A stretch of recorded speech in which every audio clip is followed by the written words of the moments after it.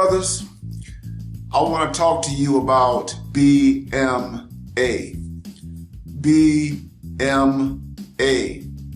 Black Male Agency. We have established the framework for BMI, Black Male Independence. We have established that black men are sovereign, that black men are autonomous, that black men should pursue life on their own terms. Whether we're talking about economics, politics, religion, social relations, black men must establish the criteria for how they engage that terrain. But what we need to do is to go a bit further, brothers, in terms of the framework of Black Male Agency, BMA, and what that means. BMA means this, brothers: we as black men have no friends. We have no allies. We have no apparatus that is exclusively concerned with the interests of black men, particularly here in the context of North America. We cannot depend on the voting behavior, the political affiliations of the dominant black majority. That is, we cannot depend on the marriage between black society and political liberalism, black society and the Democratic Party. It has not delivered over the last 50 years, and it will not deliver now or in the future with respect to the lives of black men. As I record this video, the Electoral College is making its decision about who is going to be the next president of the United States of America. And it is clear that Joe Biden will be that person. And brothers, because we do not have the luxury of waiting or hoping that Biden, his administration, his minions, his connections to the black world and beyond will intervene on our behalf, then we must be creative. We must exercise our imaginations. We must look for alternatives. We must pursue strategies that are going to ensure the flourishing of black men in the United States. Brothers, Black Male Agency means that we do not have the luxury of being utopians. We do not have the luxury of being dreamers. We do not take the disposition or ideology of someone like a Barack Obama, someone who's constantly upholding and affirming some mythical, fantastical understanding of the United States. We cannot afford to revel in that sort of enterprise. We can't do that with political liberals, and we can't do that with political conservatives. So when you look at the GOP and you look at their ideology and ideals in terms of what they think America ought to be, their patriotic, their meritocratic conceptions of American life. Brothers, we cannot afford to invest in that enterprise either.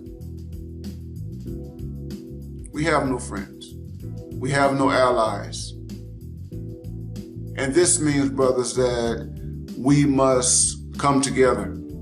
It means that we must galvanize our resources as black men That is, we must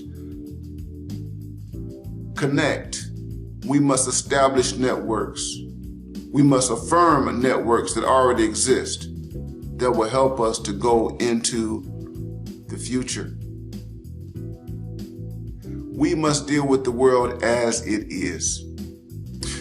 What I'm telling you, brothers, is something that you already know. But we're giving it a framework. We're putting this philosophy to it. Black male agency. We move forward in terms of our conduct. We move forward in terms of ideas in the face of elusive justice. We recognize that the American economy is important, brothers. But the American economy is limited. And that we must attach ourselves to this larger global economy. That we must attach ourselves to the economies that connect us with other spaces. Africa, the Caribbean, South America, Central America, Asia, South Asia, Europe. We must be full-blown participants. We must be international players if we are going to thrive, if we are going to have positive futures, positive outcomes. This is what Black Male Agency is all about. That is that we are highly skeptical of the present political system. We are suspicious of what is around us because we know what its track record rather, has been with respect to black men. When it comes down to black society or the black community, we can't hold our breath. We can't hold our breath waiting for those parts of black society that ideologically and rhetorically claim to be universally affirmative of all black people. We can't wait for the black nationalist.